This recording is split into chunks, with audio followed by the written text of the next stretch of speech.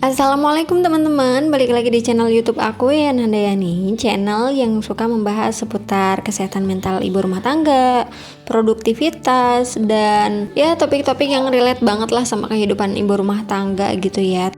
Terima kasih sudah mengklik video ini dan nonton, semoga bermanfaat untuk kalian. Untuk teman-teman yang baru nemu channel aku, salam kenal. Aku Yan Handayani, suka bahas tentang keresahan aku sebagai ibu rumah tangga.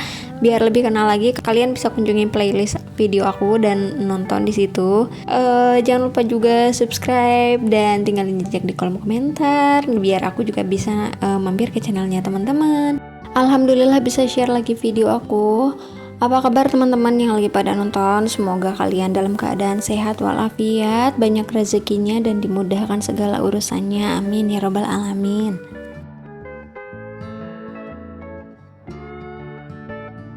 Nah, tapi kali ini aku nggak akan membahas seputar kesehatan mental atau sharing tentang keresahan aku, tapi aku akan membagikan kegiatan aku melanjutkan declutter di rumah aku ya. Mari kita sebut video ini dengan judul Langkah Kedua Menuju Hidup Minimalis. Karena kemarin yang langkah pertamanya itu aku udah mulai declutter piring di dapur, dan sekarang aku melangkah ke ruang tamu ya di depan untuk mendeclutter lemari di area ruang TV. Alhamdulillah suami aku dapat rezeki dan inisiatif buat beli lemari, buat gantiin lemari dua ini nih, karena lemari ini tuh dari zaman aku sama suami masih pada single gitu ya, dan kebetulan juga lemarinya sama gitu.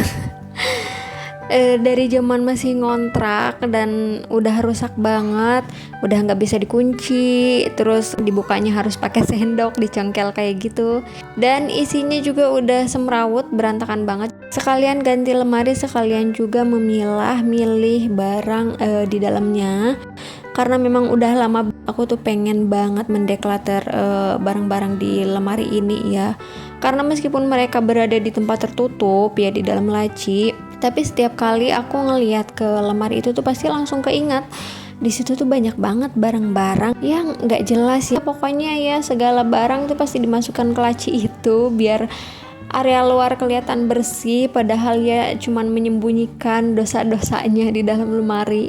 Sekalian dibersihin dulu bukunya karena ini berdebu banget ya, meskipun ada di dalam rumah dan di dalam lemari, karena lemarinya emang nggak rapat gitu, jadi gampang berdebu.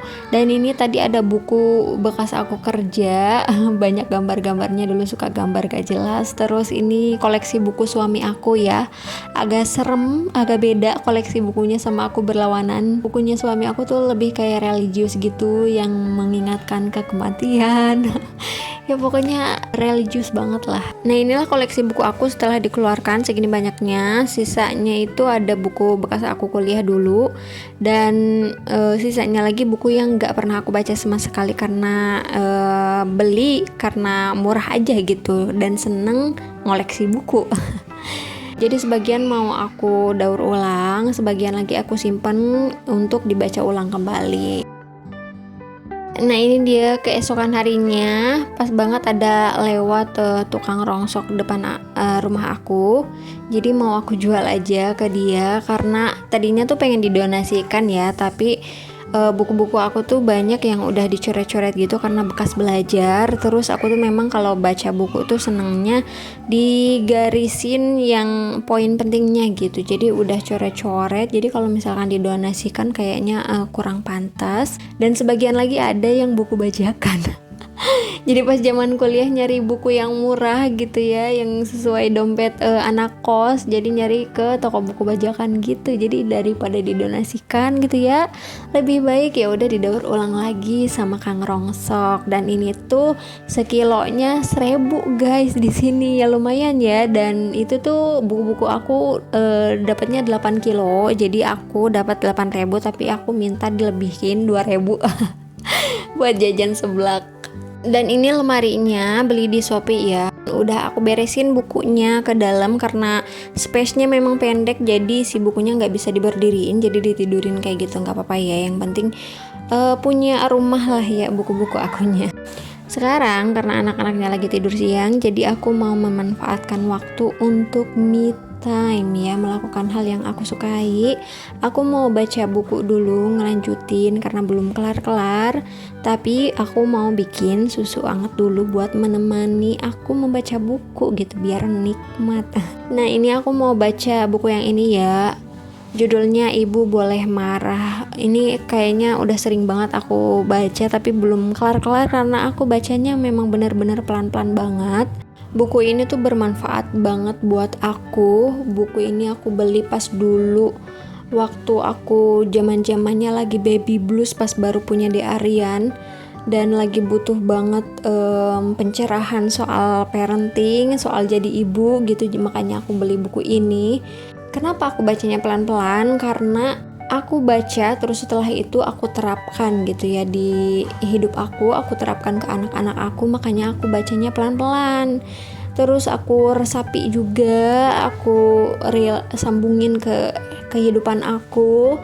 Terus aku juga bikin memonya, kayak ringkasan isi buku ini dan direlatekan dengan diri aku, dengan cara pengasuhan aku. Pengen rasanya bikin konten tentang isi buku ini dan aku pengen berbagi ke teman-teman juga karena memang sangat bermanfaat sekali. Dan setelah membaca buku ini pelan-pelan tuh benar-benar ya sedikit demi sedikit mengubah emosi aku, mengubah diri aku, mengubah cara pengasuhan aku. Mudah-mudahan suatu saat aku bisa bikin kontennya dan berharap itu bisa bermanfaat buat teman-teman.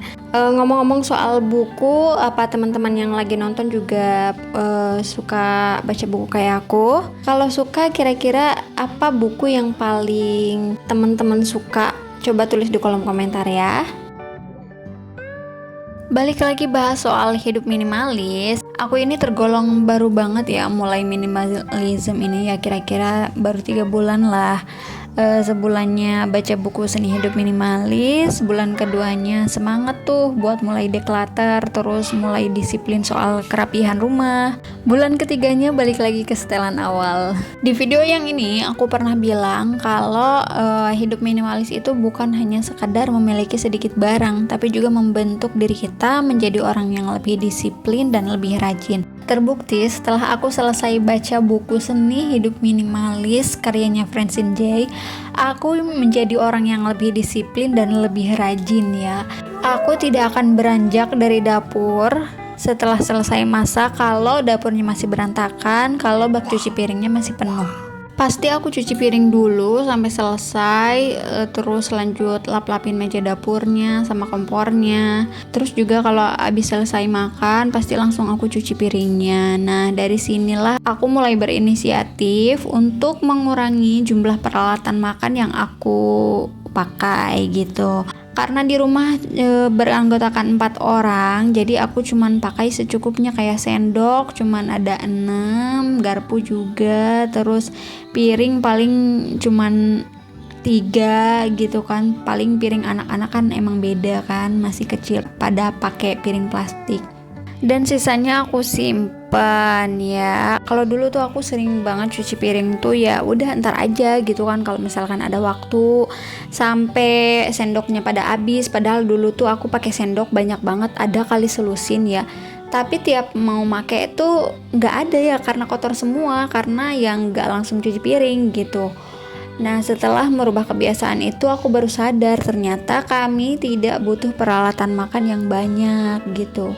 Kebiasaan lain yang aku dapat setelah baca buku itu yaitu selalu mengembalikan ruangan pada keadaannya semula. Misal aku bawa gelas nih ke kamar, kalau aku mau keluar kamar pasti aku bawa lagi gelasnya ke dapur. Terus selalu mengembalikan barang ke tempatnya lagi. Awalnya memaksakan, tapi lama-kelamaan jadi terbiasa gitu. Sampai tiba pada masa dimana bak cuci piring aku penuh lagi dengan piring kotor. Sampai kalau mau makan tuh harus mendadak cuci piring karena piring nyampe habis. Terus kadang rumah aku jadi kayak kapal pecah lagi. Benar-benar gak menggambarkan kalau aku tuh lagi mulai hidup minimalis ya.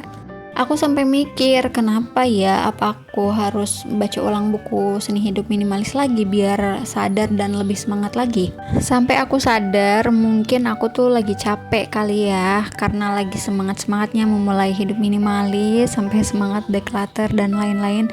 Dan akhirnya capek sendiri. Terus punya 2 anak kecil di rumah juga memberikan pengaruh buat aku. Sekarang kalau habis beres masak atau setelah makan, aku nggak bisa langsung cuci piring karena ada anak yang harus diurus dulu. Mereka belum mandiri, mereka masih butuh aku dalam 24 jam di hidup mereka.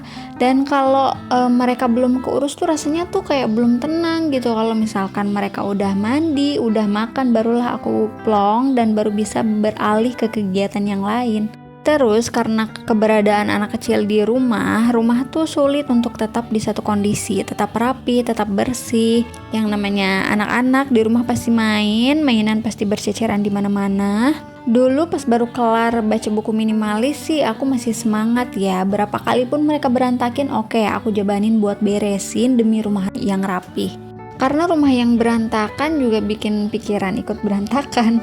Sampai akhirnya aku capek sendiri dan beres-beres sehari paling sekali. Lalu apakah rumah yang memiliki anak kecil sulit untuk memulai hidup minimalis? Tentu tidak juga ya. Yang tadi aku paparkan adalah beberapa kendala aku sebagai seorang ibu yang memiliki 2 anak kecil. Karena memang untuk memulai hidup minimalis itu nggak bisa berubah dalam satu malam ya, butuh proses yang panjang. Setelah menyadarinya, alhamdulillah nggak membuat aku untuk berhenti melangkah menjadi seorang minimalis. Tapi aku ingin lebih belajar lagi tentang minimalism dan juga akan melanjutkan kebiasaan-kebiasaan baik yang sudah aku lakukan sebelumnya. Oh ya, aku juga suka ngajakin anak aku untuk beresin mainannya sendiri. Entah apapun yang mereka berantakin, aku selalu tegas mengajarkan mereka untuk bertanggung jawab dan mengembalikannya lagi ke tempatnya. Tapi aku nggak cuma nyuruh ya, aku ngajak mereka sambil aku ngasih contoh ke mereka. Jadi kita beresin rumah sama-sama. Jadi aku nggak capek sendirian deh. Kelebihan lainnya dari memiliki anak kecil adalah kita memiliki kendali penuh untuk mendeclutter barang-barang mereka. Gak mungkin dong kita nanya dulu, deh ini mau dipakai nggak? Soalnya mereka kan belum bisa ngomong dan belum ngerti. Dan kita sebagai ibunya, kita tahu apa yang paling mereka butuhkan gitu kan. Jadi kita bisa dengan leluasa untuk membuang apa yang tidak dipakai, apa yang sudah rusak, dan tetap menyimpan apa yang benar-benar digunakan. Begitu juga dengan mainan mereka, mungkin ada mainan yang udah rusak, nah bisa kan kita buang. Alhamdulillah juga aku punya suami tuh seneng beres-beres, jadi setidaknya aku nggak capek sendiri dan sudah menjadi kebiasaan suamiku untuk mendeclutter mainan anak-anak. Jadi bebanku untuk beresin mainan anak-anak sedikit berkurang. Itulah manfaatnya declutter untuk mengurangi beban kita dengan meminimalkan apa yang kita miliki dengan memaksimalkan manfaat dari barang yang sudah kita miliki. Sehingga beban kita untuk merawat barang-barang itu sedikit berkurang dan kita bisa memakai waktu kita untuk hal produktif lainnya. Seperti aku yang sekarang ini habis bikin cimol. Jadi, yuk teman-teman mulai lihat sekeliling kalian juga, apakah semua yang ada di rumah kalian benar-benar digunakan atau hanya menambah sesak rumah kalian. Mulailah declutter dari unit terkecil di rumah kalian seperti laci di dalam lemari, sampai kalian ketagihan untuk mendeclutter bagian lain di rumah kalian. Nah, itulah kira-kira motivasi declutter dari aku ya, sebenarnya buat memotivasi diri sendiri juga sih. Soalnya aku juga baru merangkak ya mulai hidup minimalis ini dan baru mengenal, masih terus belajar. Semoga video aku ini bisa bermanfaat untuk kalian dan bisa memberi inspirasi juga. Jangan lupa like videonya kalau kalian suka dan share ke teman kalian kalau bermanfaat. Juga tinggalin jejak di kolom komentar biar aku juga bisa mampir ke channelnya kalian. Terima kasih sudah nonton sampai akhir. Aku mau makan cimol dulu mumpung anak-anaknya masih pada tidur. So, sampai jumpa di video selanjutnya. Assalamualaikum.